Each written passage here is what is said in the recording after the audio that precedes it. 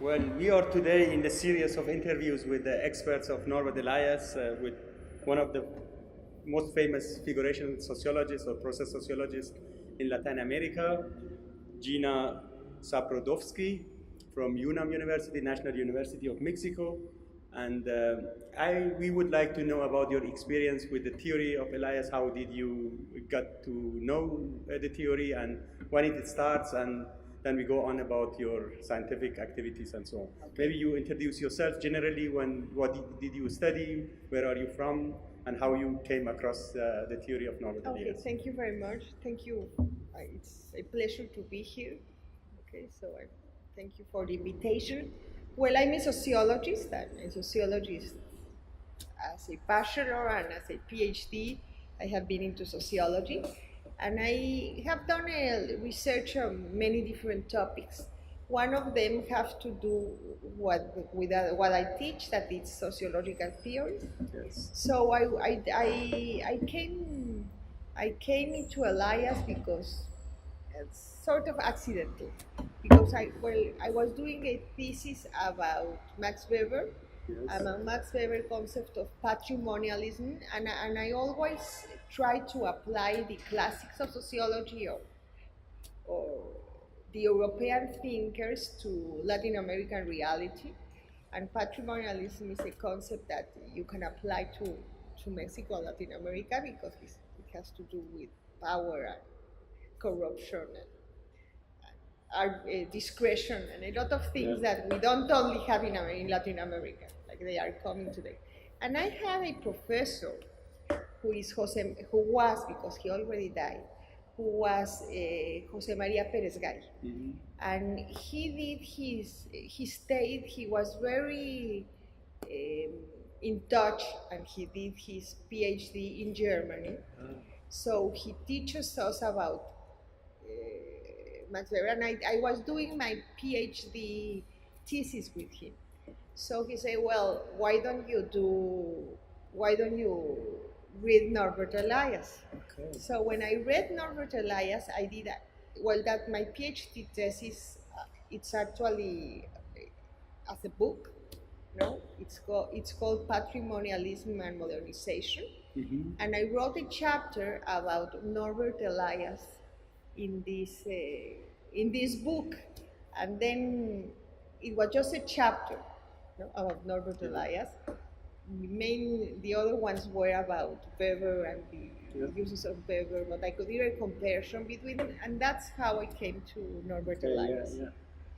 It was in the 80s, Yes, it was in the early 80s. Yes, yeah. But it wasn't like, besides your PhD supervisor, nobody knew about Elias, and his information was about like the German experience of... Like the German experience. Okay. So no one, he translated an article of Elias in Spanish, and it's very, and no one, it's mainly in Latin America and mainly in Mexico, almost no one knew Elias. Okay. That is changing a lot. Yeah.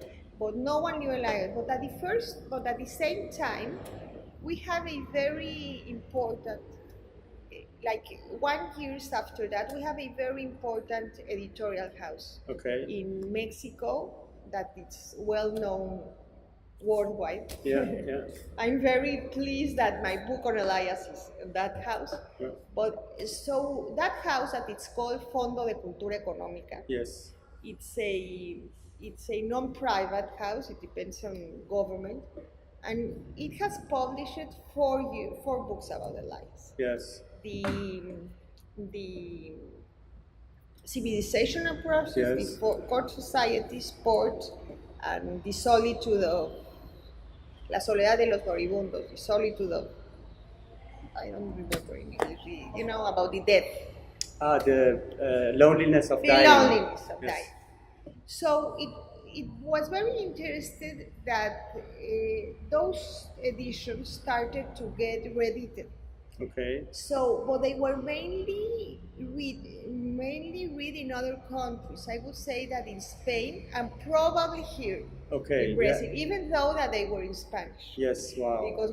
Because in Mexico they were not really consulted.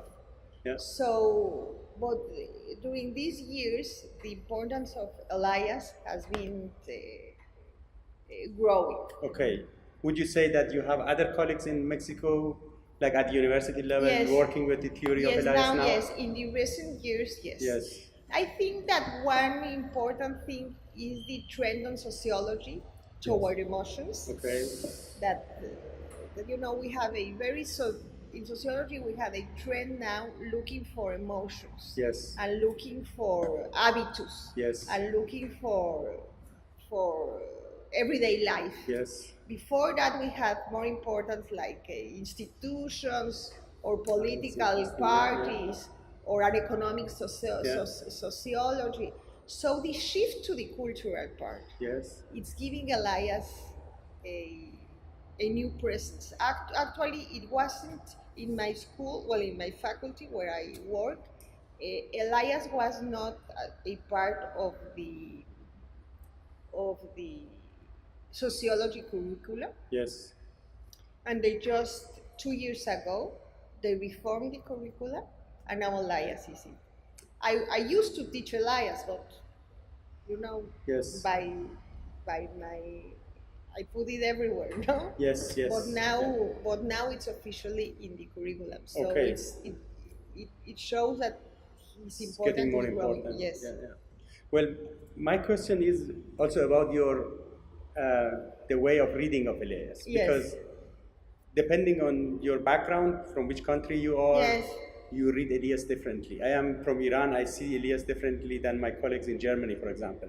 I would like to know about your experience, the way you see Elias in comparison to other colleagues in Europe or somewhere else. Is there something like specific that you say, I see it, like you mentioned the emotion sociology, that you see it, which is not that much perceived by other readings or interpretations? You should, I don't know, I think that there's a common interpretation in any sense, Yeah. like the historical approach, the long process approach, the interdisciplinary approach. Okay. I think that's very important. Yeah.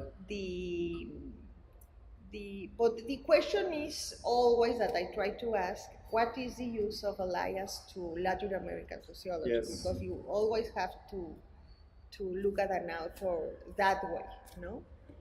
Well, I try to apply some of his concepts to understand Mexico. Yes. And one difference and similitudes, for example, I did a paper and a work about individualization. Yes. So the individualization process with differentiation, so how it's common and how it's different to other parts of the world.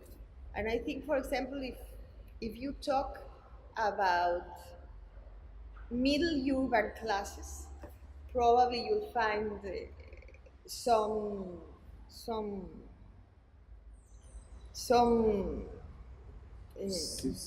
similarities. Yes. And then you have many differences. Okay.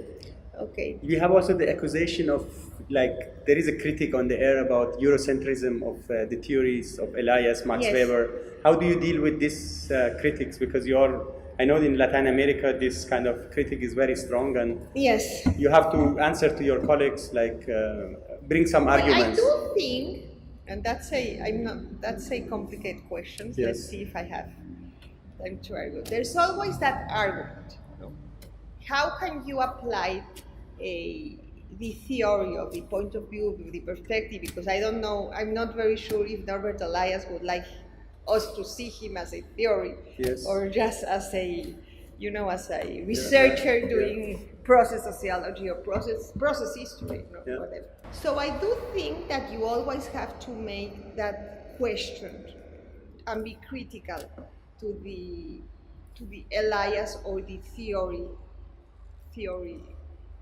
or the way of thinking that he represents. You just can't use it, and that's it. But after that, I think that nowadays it's very hard to say what is European sociology or what is Eurocentric, or what is not. Yes. Like, we have to talk like a global sociology. Mm-hmm. So I think like if you talk about a way of seeing sociology that has to do with interdisciplinary thinking, that has to do with a sort of cultural experience to the present, you don't have, if you are looking at Mexican society and their habitus, for example, it will be different than European ones. So you have to ask different questions from the Norbert Elias perspective. Mm-hmm. But probably the questions will be different, Okay. or will be the same, but the process is different.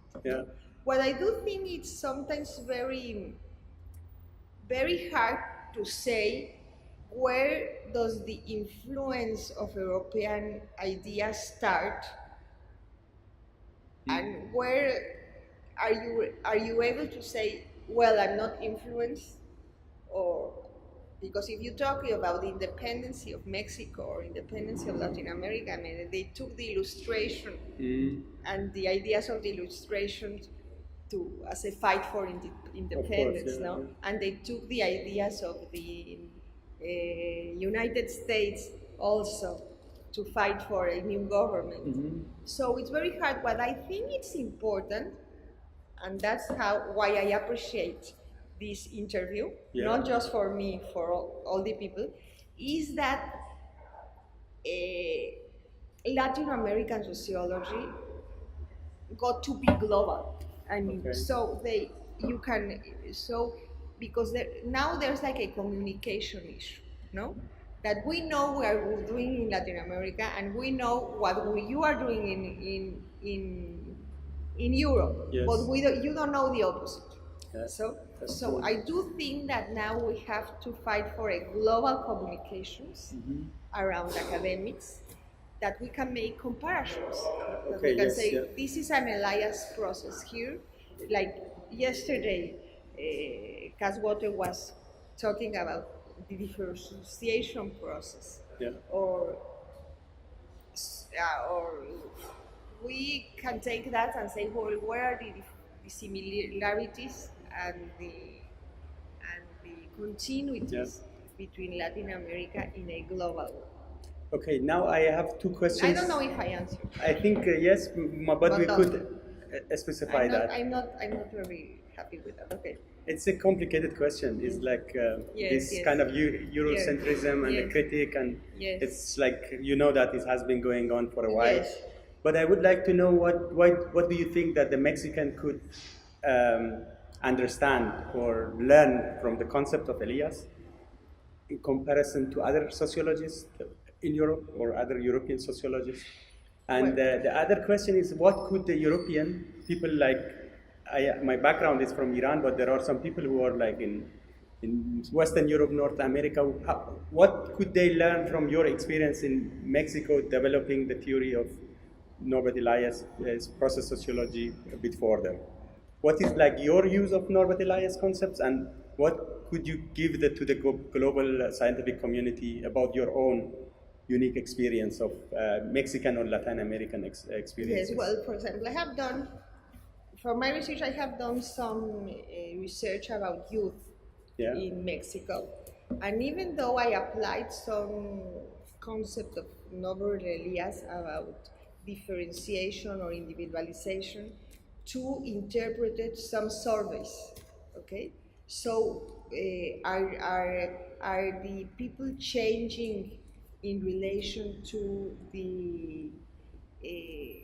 their values, and how are their values in comparison to Europe society? Yeah. Okay. Now I'm presenting a paper about student movement. Yes. So it's very important, to understand we have a very important student movement in the 60s. Yeah. So I think Norbert Elias could give you a perspective of analyzing those movements in long-term perspective, okay, and some categories taking place from different disciplines, and to ask how it changed, for example, the monopoly of power, how it changed the monopoly of power, and how it changed the relation between women and men, with established and outsiders, between families, and you can use for that Mozart, okay? Yeah. So then after having that investigation about Mexico, you can compare it to what happened in the 60s in other places, okay. like for example Prague or the US movement, no? Yeah. And to have like at the same time a perspective of Mexico and Latin America, and to ask later if it can be compared to a student movement. But it's also like, or the other thing that we can ask nationally, Latin America and globally, it's one of the questions that yesterday we had in our table. Yeah. That's what's the relation, how do you say coyuntura? Coyuntura. Conjuncture, you say. Like the analysis of the present, yeah. and a long-time process sociology. Yes. I think that's the key questions probably for all of us in turbulent times. Yeah. Like you saw yesterday in the panel about Bogota, Brazil, and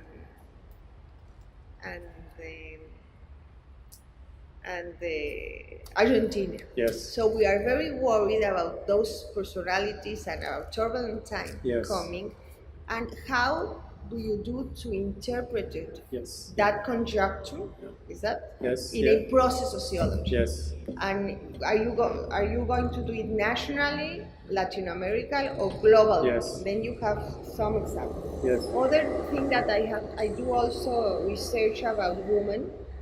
So women in business, for example, I have an empirical research about women as executives or women in business. That's a very quantitative research. Yeah. But also the thesis about the outsiders. Yes. Also help to understand different cultures. Yes. So probably I think that the questions will be more or less the same, but from Elias' point of view, you have to interpret historically. Yes. And if you interpret historically, it's always the perspective of the country. Yeah. So I think it's very important to understand process sociology in a multidisciplinary way. Yeah. I think that a lot of the sociology, I think that sometimes history, sociology, and political science are not related enough in our disciplines in Mexico, as far as my university. More political science and sociology, yes. But we're missing anthropology, we're missing psychology, and we are missing history.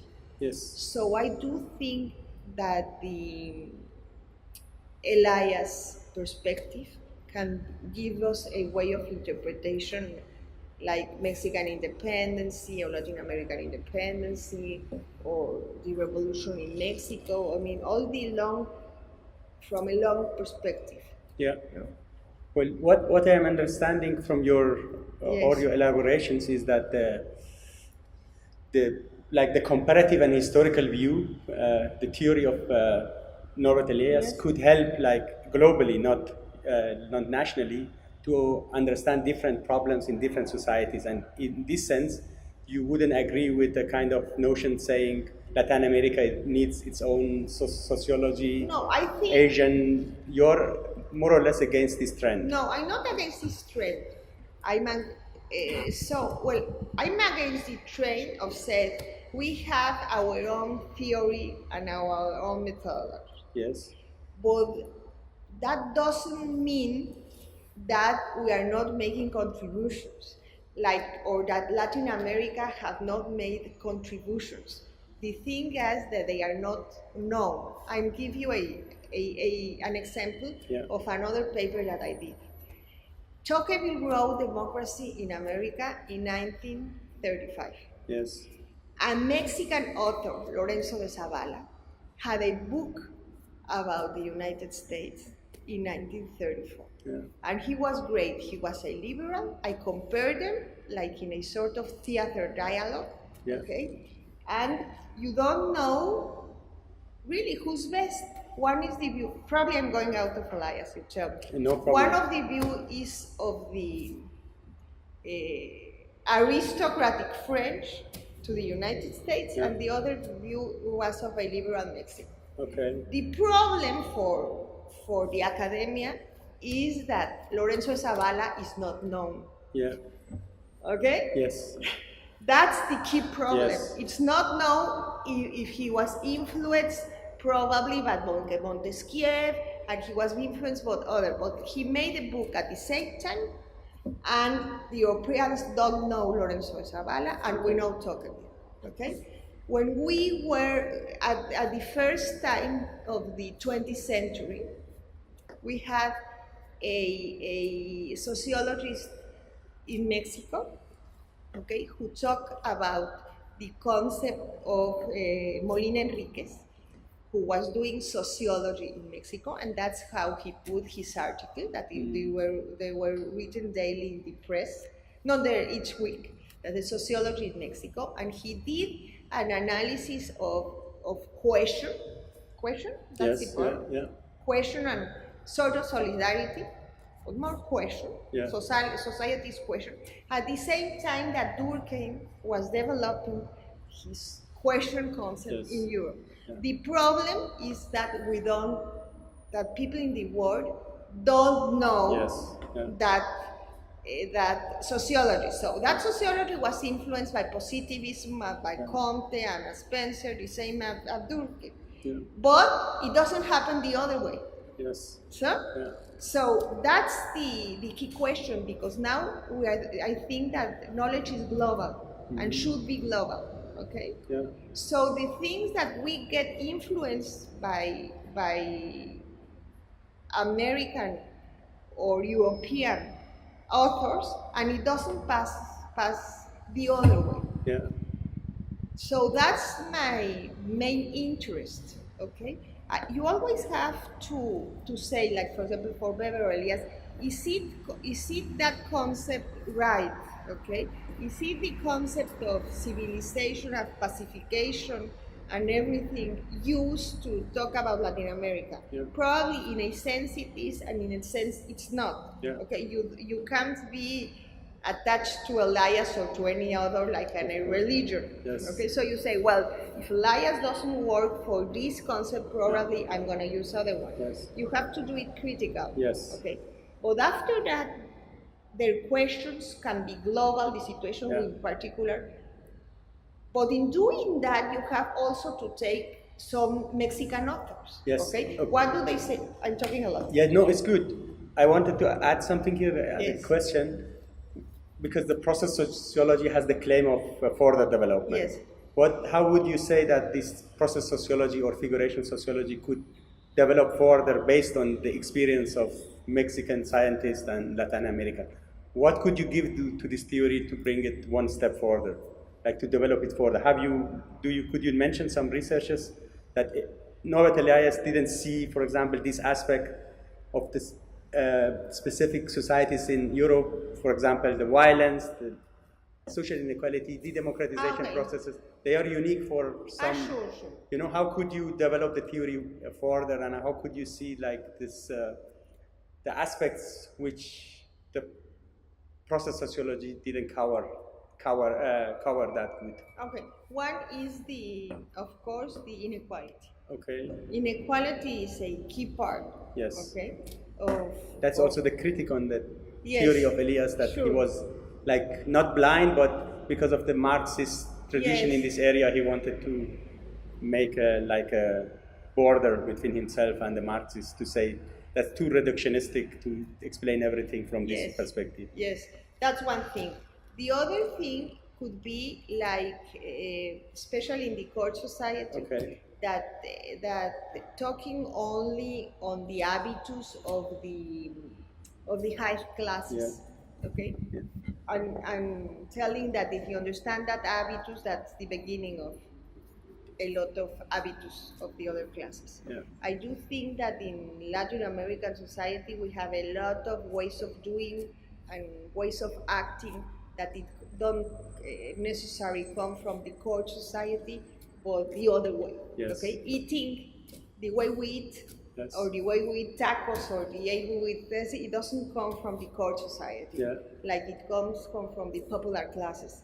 I do think, if you can say that, I don't know if that's a good concept, no, but it doesn't come always that way. Okay? Yeah. So the other, well, inequality is a key point. Could you elaborate more on this aspect of social inequality? You could develop it further. What is missing there? What is missing there? Well, it's missing like a process of sociology that it can tell you about the difference between classes. Yes. Okay. Yeah. And with data. Yeah. With inequality, and a process sociology that will take you, that will show you if inequality is growing or not.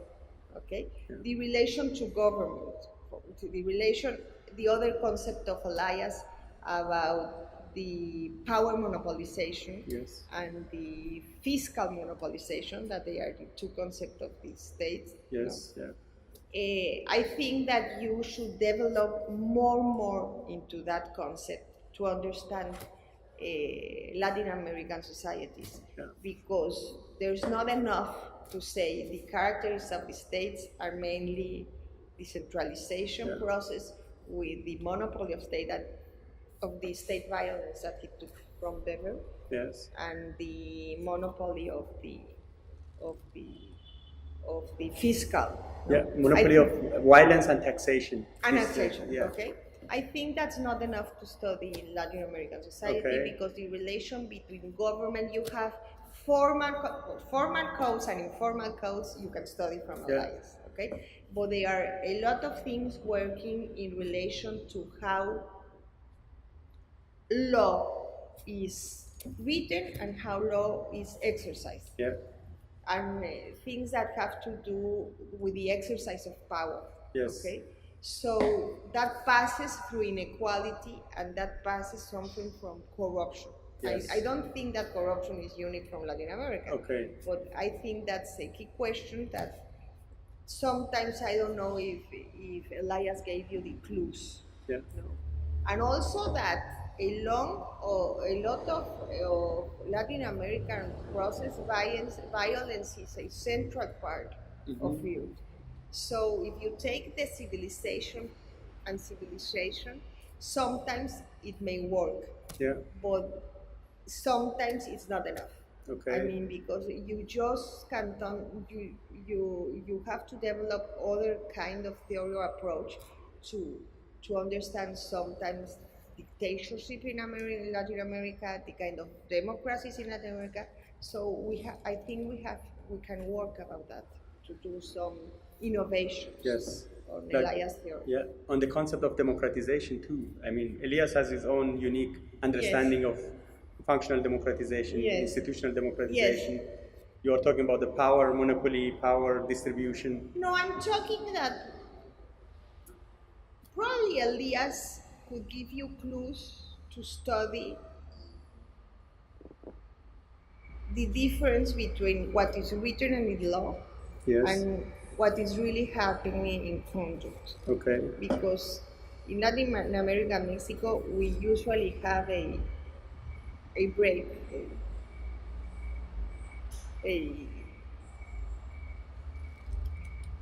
una brecha. Okay, a breach, not a A breach, continuity, but not a continuity. yeah. So if you just go to study, and you also have to find other ways of studying it. Yes. Probably more looking at the body, at manners, and not just as manner manuals, Yeah. or as written things. Yeah. Because sometimes it doesn't have to do with reality. Yeah, yeah. So that's Okay, there is another point like this is being discussed about like the view of Elias about the future, more social integration, more like social differentiation. It's a kind of positive view about the future. Yes. What is your own thoughts about that, and how do you see it then in Mexico? Is it like the processes of democratization, or are they going somewhere like? No, or I think you see that also- one of my critics for Elias Yeah. is like this sort of optimist position. No? Okay. Because even though that after that he wrote in the Germans that you can go from one way to the other, and that civilization and decivilization could occur at the same place. I have two main critics for the civilization process, and I think that it has to do also with Latin America. One of it has to do with that sort of optimism process. If you can call it that way, even though there are interpretation of Elias and Elias in the German that say, well, I'm not so optimistic. Okay, but you are telling that. I think that's he heritages that from the sociologists of the 19th century, like Comte, Spencer, even that he got with them.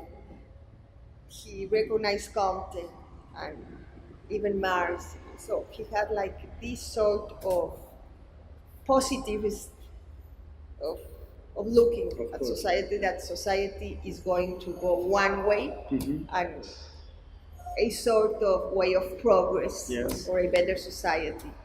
So, well, a lot of people have been writing that how could that be? Especially with Elias, that he was a victim of Nazism. And he didn't. He sort of avoided, as opposition to the Frankfurt School, where he was contemporary. He avoided until he wrote the German, where he had his own way of dealing with trauma. That was. It's okay, but that's I'm a critic. And the other critic, but in the process civilization, is this sort of, there's a differentiation, there's a pacification, even though you don't have to interpret it that way. And the other thing that I think it's a key importance, and especially in Latin America, probably you could say me worldly, is the importance of religion. I don't think that Elias, and that is one thing that surprised me in the process of civilization, because self-content and repression has to do with religion, and especially in Europe with Christianism, and in Latin America also. And I do think that probably I'm wrong, and you know something about it, but I do think that he doesn't give enough importance to religion as a way of self-content. And I think that it's a key thing. If you compare them to Durkheim, if you compare him to Weber, that has 3 books about religion process, and if you talk about religion as the process of autocontention and the importance of religion in societies now, and dogmatism and extremism that we're going through, and I think that also that's a key point to understand Latin America and all these kind of messianic new political situations. That it doesn't have to. It's not religion, but it's as religion. So some political. So I don't know if I missed a key interpretation on Elias, if I'm missing something, but I do think that religions are increasingly important. And I do think that in the process of civilization, he doesn't give enough importance to religion. And I think that's a key question. Well, I would like to ask you, because you started with your own introduction to Elias through your PhD supervisor, who studied in Germany, and then you have been now doing research since decades on Elias and organized conferences. Started with the concept of patrimonialism. Patrimonialism it's a Weberian concept. Yes, and I would like first of all know about your way of synthesis between Weber and Elias, and then your own experiences of research. What do you contribute to the process sociology? You have been done research for 3 decades now. What is your own unique experience and aspects to the further development of the theory of Elias? Okay, well, in relation to the comparison, one one thing is that it's a key concept of Elias is don't make a do not make a separation between individual and society. And that, I think that's a key point that I agree with that, no? In sociology of the individuals, I agree with that, and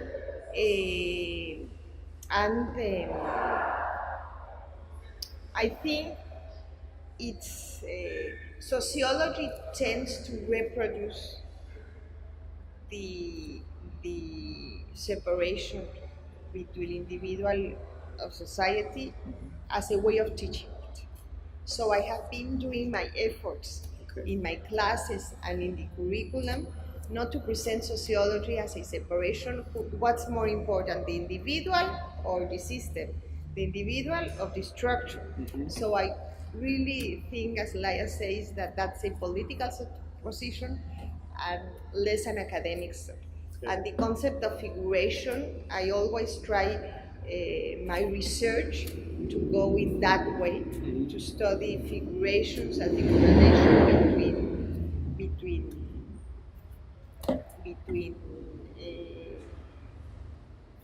human beings? Between human beings and figuration, and not a concept such an individual, that it's still prevalent in all time of social theory. Yes. So I have done articles about that, showing how in different Mexicans' position you can study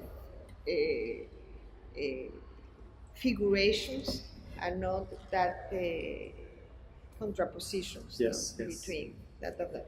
I may say that I try to study Mexican sociology, like whatever I'm studying, the woman or the student movement, I'm studying that, trying to make the relation between micro and macro, okay, to the relation between these different stages of power, and different relations between men and women, and all the control that Elias is doing. And I may say that my contributions are first, like I have a book that it's used as textbook, and then it's related. How do you use Elias in sport? How do you use Elias in music? Or how do you use Elias for different topics? And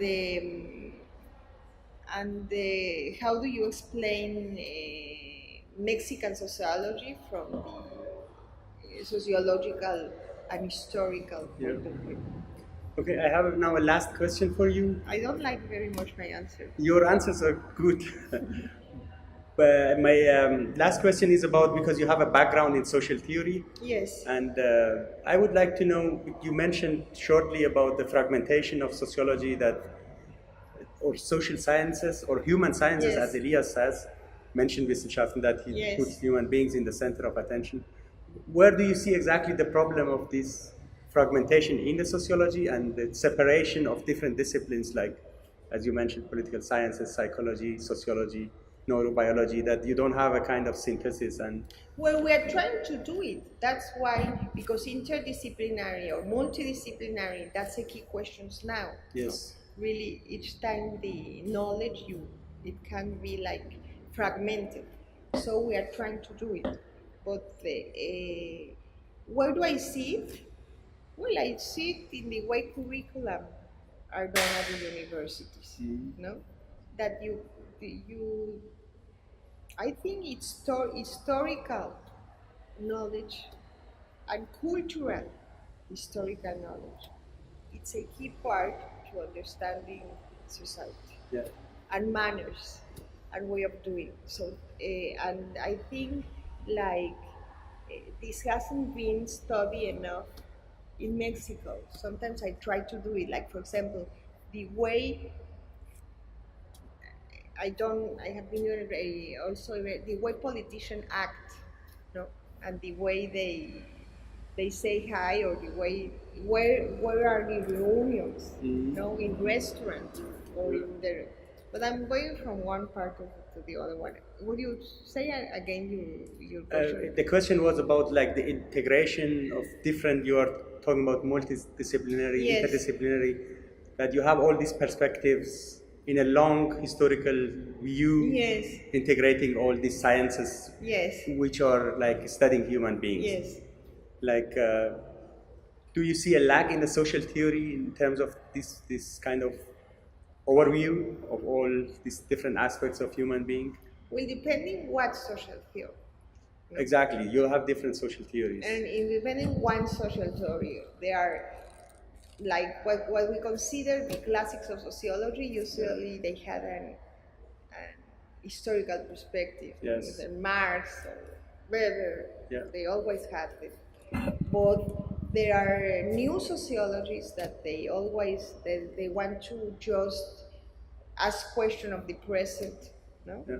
Like empirical ones, or just survey, and not having the historical background. Yeah. And I do agree with Elias that doing sociology of the present, they are missing a great part of it. Yeah. So the same happening. The problem is, how do you match the curricula of different disciplines Yes. with the way doing research after you study your PhD or you study your bachelor degree? Yes. I mean, if you have to create new disciplines since the bachelor degree, Yes. or since the PhD degree, that integrate history and sociology and psychology, Yeah. or you have to do like specialized regional specialities like Latin American studies, and then you study sociology and you study history and you study that. But then there's always no. But what do you have to do in the curriculum? That's to have a different perspective. Okay. Or if you have to integrate after the curriculum, like multidisciplinary groups. Yeah. Yeah. What do you do to have this general perspective in a world that each time it's more specialized? Yes. No? Talking about differentiation. They talk about differentiation, that you have to focus, Yes. you have to go deep. You have to go deep. Yes, and then you can't have the broad picture, Yes. otherwise it gets generalized. Yes. And yeah. So I think that's a key issue. Yes, How do you get both both integration and differentiation. and differentiation? Yeah. To do an analysis from Yes, that yeah. Perspective, no? Yeah. Because what they are usually asking you for thesis or for degrees to study a very specific issue in a very specific time, and you get to know almost everything about almost nothing. No? Yes. And how do you integrate in those kind of studies that you are asked to do? How do you integrate the world perspective that it's missing? Well, I asked you, as a sociologist from Latin America, I asked you about, as a sociologist, like global sociologist, Yes. and I would like to know about your experience as a woman. Like Elias, first generation, second generation, or all men, and what is your experience as a woman, like reading Elias and trying to develop the theory a bit further? Well, I think Elias has a key point in when he talk about gender, when he said that the relation between woman and man are a key part to understand the changes of civilization and decivilization. Yeah. Okay. The other thing that I try to apply in my research about women is the relations between insiders and outsiders. No? Because even though you gave the written opportunities to women and men to go in the same job, as a matter of fact, there are the cultural codes that are different, that exclude women, and also like the outsiders' perspective that they have been out a long time. Okay, so in relation to Elias and the circles of men who are running the academic organizations, and that's everywhere. No? That's everywhere, not just with Elias. And I would say that especially probably in sociological theory, where women have also not been recognized by what they did, or they didn't go into their or more general things now. Like you expected women to do gender studies or to do other things, but not to go in the so-called big debates. Theoretical debates. So I do think that we have to, the academic community should work a lot about it. I think that organizations or associations such as Norbert Elias Network or others should take the approach to incorporate women. Into their rolling organizations, and to recognize, because that's also a change in our world. So I think, well, it's not unique that the Elias group and that Elias was a man, and that the Elias organization or the Elias Association or Elias Network, it's mainly representative men, because it's what was going that way worldwide. But now things are changing. At least things are changing as far as students in the university. In Mexico, we already have a majority of female students in the university. Like 52 and that is going worldwide.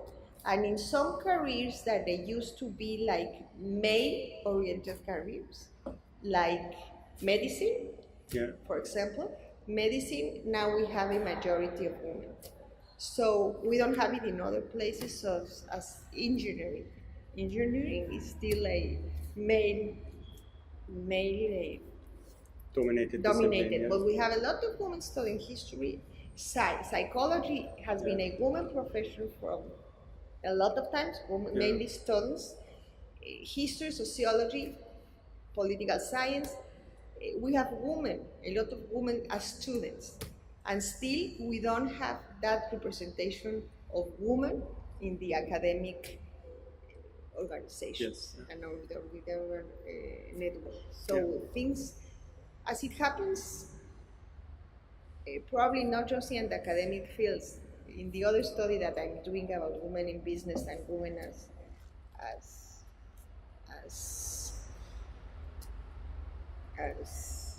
directors, like higher power positions. In higher power positions, there's a gap between the number of women who are studying and the number of women who get to director positions. So that's the same thing in academia.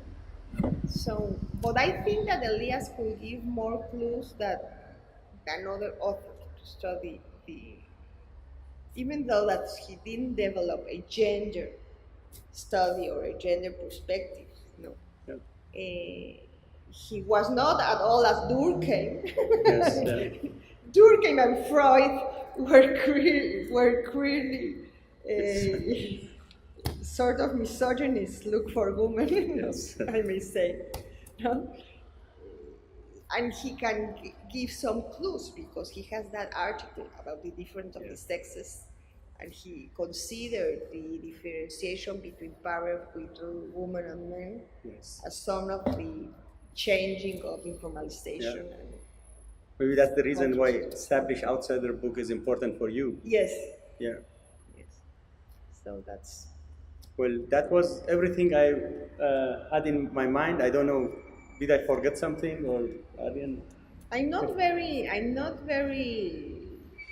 happy with some of my It's always answers. Like that in interviews. It's always like that. Especially about my contributions. Like I can think about papers and and the contribution that I made in specific, I think I made a contribution in reading from the point of view of individualization. Yes.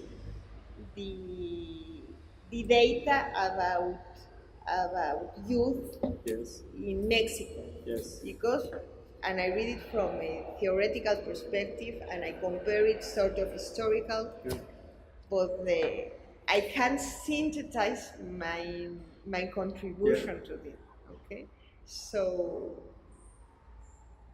my contribution is, I don't know if it's still running, but it's not running. My contribution would be like, for example, that a lot of people's there are some interpretation about the Mexican people, Yeah. that they are very well known, because one of them has to do with the book of Octavio Paz. Octavio Paz, the poet, wrote a book about El laberinto de la soledad. He's our Nobel Prize. And in that book, he says a thing that a lot of Mexicans still think. He was not only Paz, but it was Samuel Ramos before. There's sort of an academic tradition that they said, well, Mexicans are that way. And they are that way, have an inferiority complex because they are, and they have sort of, they are very festive, they go to parties. They are lazy. They are lazy, and they try to explain that. Yeah. And since it is written in a poetical way, it's very convincing. So what I have tried to do in arguing with these type of stereotypes, yes, that they are written by a very good known authors, yes, is to try to explain it from an historical perspective, and to try to say, well, it's still running. A lot of articlists now, a lot of news, in the news, they say, well, what happened? We are individualistic. That's why we, either to the Olympics, they say, we can't win in sport like football because it's a collective sport, and we only can win in clavados. How do you say clavado? And I try from Elias' point of view to present another type of interpretation that has to do with individualization patterns or no individualization patterns. So, and to differentiate, for example, a key thing is to differentiate the concept between individualism and egoism. Yes. That in some parts of laziness, in some parts of Mexican interpretation about themselves, they are very deep, yeah, even in the academic world. So Elias has been very helpful to me to get another perspective of Mexican culture. You know, yes, that it's not inherited, it's not just because you are that way. So it corresponds to figurations, to process sociology, which is changing, could change. So probably some of my interpretation about youth culture, yeah, and Mexican culture will have to do with some of these contributions. Yes, yeah. Okay. I see the relationship between society and individual. What is society, yes, is very important to you. Very important. Like that's one of the most important questions in social theory as well. Yes. Yes. Which is unanswered still. I have a chapter, a book known as Norbert Elias and the Problem of Sociology. Yes. And I have a chapter that is all related to these things. You can't separate individual and society. And I do think, even though that Elias is not very good when he tried to, well, you let me know, because I keep talking because I'm not convinced of what I'm saying. He's not very good when he tried to do theoretical and methodological art. Okay.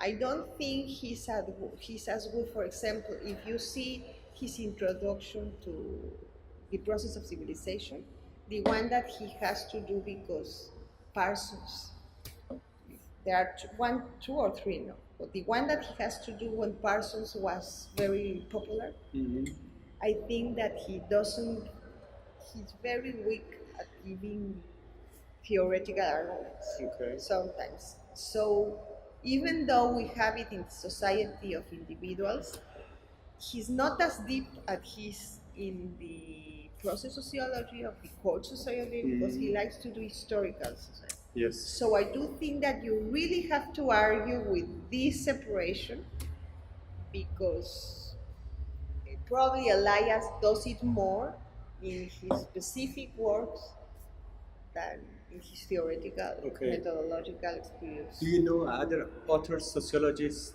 who are doing the same thing, connecting these two different levels? Like in social theory, which could be integrated in the... Well, I think that Bourdieu has the background of Elias. Yes. No? A lot of theories are trying to do that, but they are trying to do it starting from the separation between individual and society.